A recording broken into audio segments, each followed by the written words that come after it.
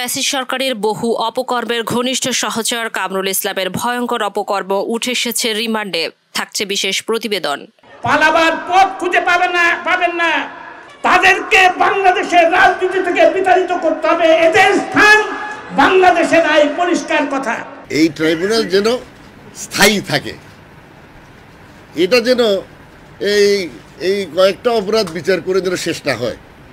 এরকম স্থায়ী ট্রাইব্যুনাল থাকলে রাজনৈতিক ঋতু পরিবর্তন হলে এটার কার্যক্রম যাতে অব্যাহত থাকে, এটা আমার সুনির্দিষ্ট প্রস্তাব।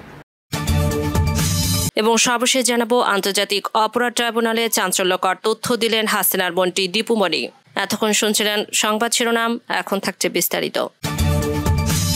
জিয়াউর রহমান সম্পর্কে আমি একটা কথাই বলতে চাই, পাকিস্তানি আইএসআই এজেন্ট হিসেবে মুক্তিযুদ্ধ যোগ দিয়েছিল এবং সে কোনো অবস্থাতেই প্রকৃত মুক্তিযোদ্ধা না। আওয়ামী লীগ ফ্যাসিবাদে টানা 17 বছরের শাসনামলে যে কজন বেপরোয়া এমপি মন্ত্রী ছিলেন তাদের মধ্যে অন্যতম অ্যাডভোকেট কামরুল ইসলাম।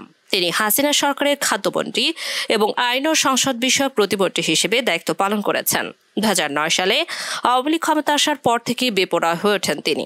বিচার বহির্ভূত হত্যা, গুম, মামলা, হামলা, বিরোধী দল দমন পীড়ন, সংবাদপত্রের উপর সরকারি হস্তক্ষেপ, সাংবাদিকদের কণ্ঠরোধ, বিচারের নামে রাজনৈতিক হত্যা, অর্থ পাচার, আত্মসাৎ, দুর্নীতি, ক্ষমতার অপব্যবহার, গণহত্যা ও প্রোপাগান্ডা সবকিছুর পেছনে মাস্টারমাইন্ড ছিলেন এই কামরুলই।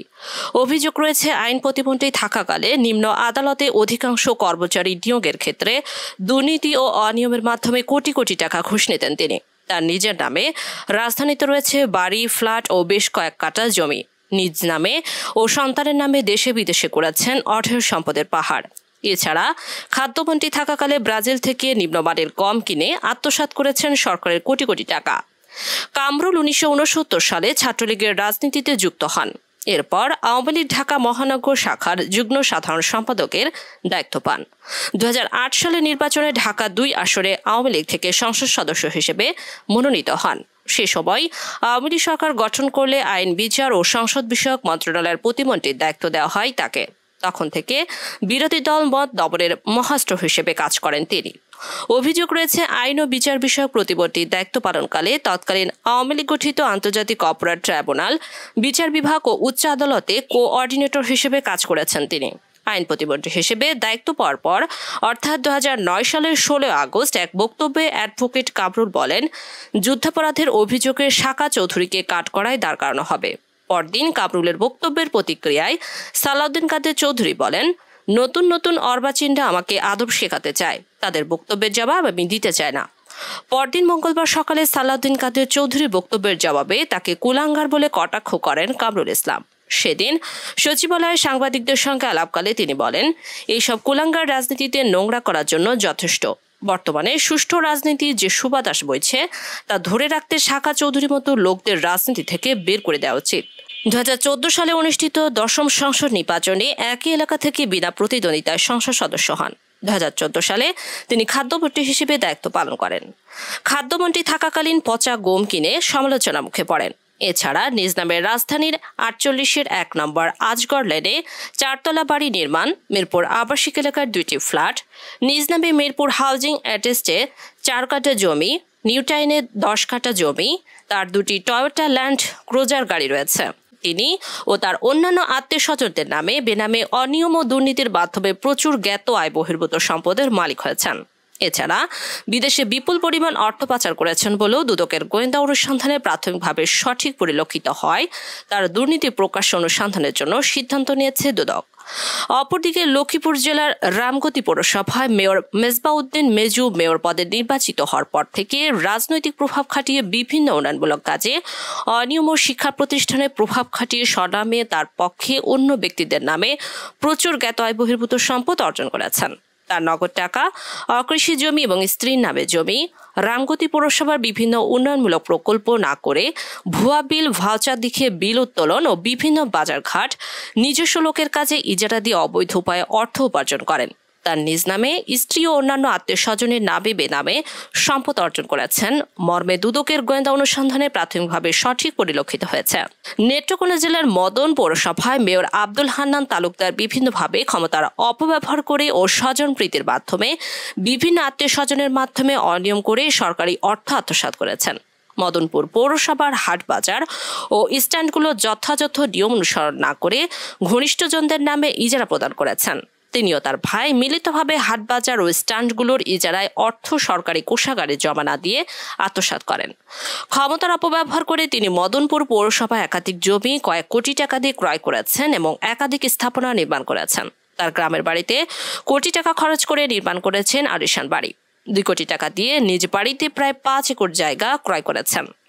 2017 সালের 19 আগস্ট খাদ্যমন্ত্রী থাকাকালীন কামরুল ইসলামের এক মন্তব্য দেশজুড়ে আলোচনার সৃষ্টি দেয়। সে সময় তিনি বলেন, প্রধান বিচারপতি সুরেন্দ্র কুমার সিনহাকে সুপ্রিম কোর্টের বিচারপতি ও প্রধান বিচারপতির নিয়োগ করা হয়েছিল রাজনৈতিক বিবেচনায়। উইকিপিডিয়া তথ্য বলছে, ঢাকায় শান্তি কমিটি গঠনের অন্যতম সদস্য হাকিম হাফেজ আজিজুল ইসলাম তার বড় ভাই। মুক্তযুদ্ধে চলাকালীন কামরুল তার ভাইয়ের মালিকানাধীন প্রিন্টিং প্রেসে ম্যানেজার হিসেবে কাজ করতেন। সে সময় মুক্তিযুদ্ধের বিরুদ্ধে ইবলিশের দিনলিপি নামে সাপ্তাহিক বিশেষ সম্পাদকীয় প্রকাশ করতেন তিনি।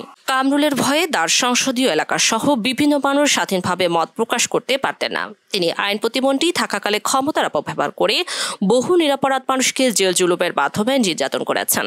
তিনি ফ্যাসিস্ট সরকারের অন্যতম কলঙ্কিত চরিত্রের অধিকারী ছিলেন।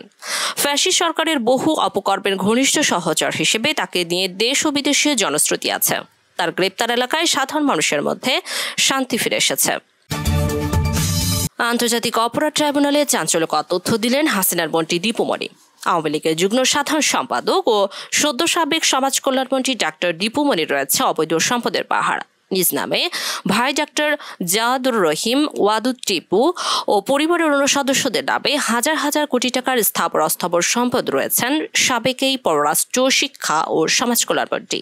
দীপু মনির দুর্নীতির অনিয়ম সম্পর্কে জানলেও ভয়ে মুখ খোলেনি তার মন্ত্রণালয়ের সচিবরা।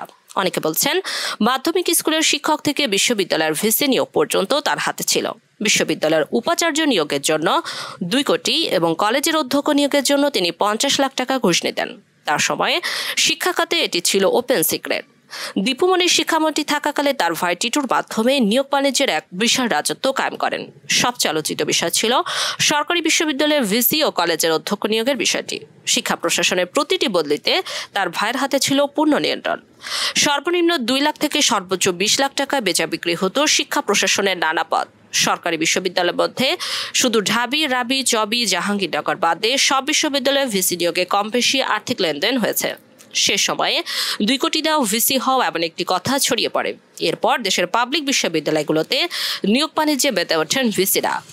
ইউজিসির সরকারি বিশ্ববিদ্যালয় শাখার একজন কর্মকর্তা জানান, বাংলাদেশের ইতিহাসে সরকারি বিশ্ববিদ্যালয়ের ভিসি নিয়োগে আর্থিক লেনদেনের কোনো নজির ছিল না, কিন্তু দীপু মনি সে দৃষ্টান্ত স্থাপন করে গেছেন।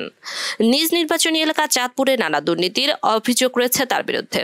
তার বেসুমার দুর্নীতি অনিয়মের ক্ষেত্র ছিল শিক্ষা মন্ত্রণালয়, শিক্ষা অধিদপ্তর ও শিক্ষা বোর্ড। তার বিরুদ্ধে 900 কোটি টাকার দুর্নীতির অভিযোগ রয়েছে। তার ভাইয়ের স্ত্রী রাশিয়ান, অভিযোগ রয়েছে তার মাধ্যমে তিনি বড় অঙ্কের টাকা অর্থ পাচার করেছেন রাশিয়ায়।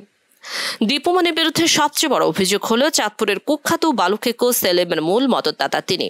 সেলিমকে বলা হয় দীপু মনির ক্যাশিয়ার। একসময় রিকশা ও নৌকাচুরি সহ ছোটখাটো অপরাধের সঙ্গে জড়িত ছিলেন সেলিম খান। 2009 সালে আওয়ামী লীগ ক্ষমতা আসার পর দীপু মনির সঙ্গে সখ্য গড়ে তোলেন এবং চাঁদপুরে সদরের লক্ষ্মীপুর ইউনিয়নের চেয়ারম্যান হন।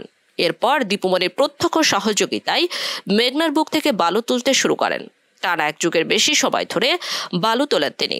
সরকারি নথি অনুযায়ী 2018 থেকে 2022 সাল এই 4 বছরেই দীপু মনি নির্বাচনী এলাকা চাঁদপুর সদর উপজেলার 21টি মৌজা থেকে 668 কোটি 33 লাখ ঘনফুটের বেশি বালু তুলেছেন সেলিম খান। প্রতি সিফটি বালু পাইকারির দর 2 টাকা। এই হারে শুধু 4 বছরে তিনি যে পরিমাণ বালু তুলেছেন তার মূল্য প্রায় 1337 কোটি টাকা। বালু ব্যবসা থেকে হাজারো কোটি টাকা আয় করলেও সরকারি কোষাগার 1 পয়সাও দেননি। গত 5 আগস্ট গণপিটুনিতে নিহত এই সেলিম। 2022 সালের 9 সেপ্টেম্বর চাঁদপুর জেলা প্রশাসনের সেলিম খানকে 15 দিনের মধ্যে রাষ্ট্রীয় কোষাগারে 267 কোটি 33 লাখ টাকা জমা দেওয়ার নির্দেশ দেয়। কিন্তু তিনি 1 টাকাও জমা দেননি। 2022 সালে 24 সেপ্টেম্বর বিশ্ব নদী দিবসের অনুষ্ঠানে জাতীয় নদী রক্ষা কমিশনের তৎকালীন চেয়ারম্যান ডক্টর মঞ্জুর আহমেদ চৌধুরী বালু উত্তোলনের নৈপথ্যে দীপুমণির দিকে আঙুল তোলেন। এরপর 1 মাসেরও কম সময়ের মধ্যে মঞ্জুর আহমেদকে পদ থেকে সরিয়ে দেওয়া হয়।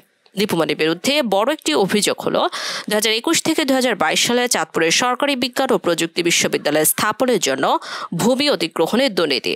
সেখানকার 62.5 একর জমি মৌজাদারের চেয়ে 20 গুণ বেশি দাম দেখিয়ে দলিল করে নেয় তার ঘনিষ্ঠজন।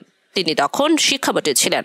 এই সময় সরকারের কাছ থেকে 359 কোটি টাকা বাড়তি নেওয়ায় এই কারসাজিতে জড়িত ছিলেন দীপুমণি ও তার সহযোগীরা।